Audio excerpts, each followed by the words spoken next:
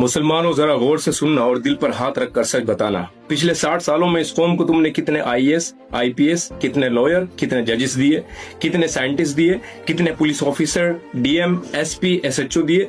लेकिन हाँ, हाफिज हजारों में दिए, मौलवी हजारों में दिए, मुफ्ती हजारों में दिए। एक गली में एक मदरसा है तो दूसरी गली में दूसरा मदरसा खोल दिया जाता है। एक गली में एक मस्जिद है, दूसरी गली में दूसरी मस्जिद बना दी जाती है। आए दिन मस्जिद मदरसों के नाम पर चंदे देते हो, मगर school, college, science institution, libraries वो क्यों नहीं खोलते? उसके लिए चंदे इकट्ठे क्यों नहीं करते? अक्सर कर माँ बाप की सोच बस यही है, अपने बच्चे को आलिम दीन बनाऊंगा, हाफिज कुरान बनाऊंगा। लेकिन एक सवाल है, दुनिया का इल्म कौन सीखेगा? हॉस्पिटल कौन चलाएगा? कोर्ट में तुम्हारी आवाज कौन बनेगा? सिस्टम में जाकर तुम्हारे हक की बात कौन करेगा? फिर रोते हो कि हमारे साथ नाइंसाफी हो रही है, हमारे ऊपर अल्लाह का अजाब आ रहा है। अजाब तुम अपनी जानों पर खुद करते हो और जिम्मेदार खुदा को ठहराते हो।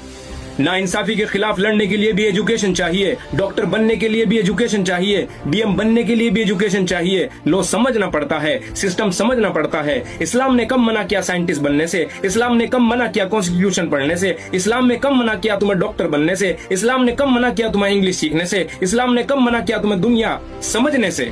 कौन सा दीन सीख रहे हो तुम?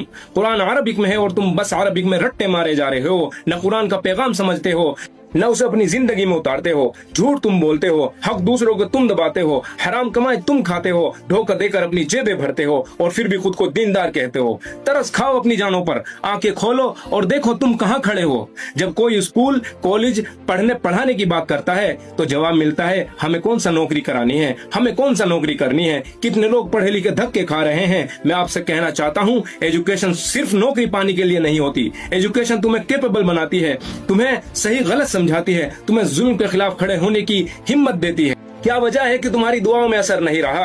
तुम हाकिम क्यों नहीं बनना चाहते? ऑफिसर क्यों नहीं बनना चाहते? जजेस क्यों नहीं बनना चाहते? तुम्हारे बच्चे सिस्टम में जाना क्यों नहीं चाहते? तुम अपने बच्चों को सिस्टम के अंदर भेजना क्यों नहीं चाहते? सिर्फ जन्नत की ही फिक्र क्यों है? जिंदा रहते हुए जुल्म के खिलाफ खड़े होने की हिम्मत क्यों नहीं है? वजह यही है कि दुनियावी तालीम न होना, दुनियावी एजुकेशन न होना।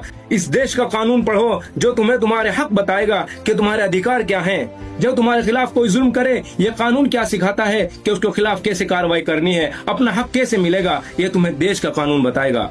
वरना याद रखो, जो कौम सिर्फ दूसरों के लेक्चर सुनती है, दूसरों को अपना लीडर चुनती है, एक दिन उस कौम की तकदीर के फैसले भी दूसरे ही करते हैं। आज भी आंखें खोलो और देखो तुम कहाँ खड़े हो।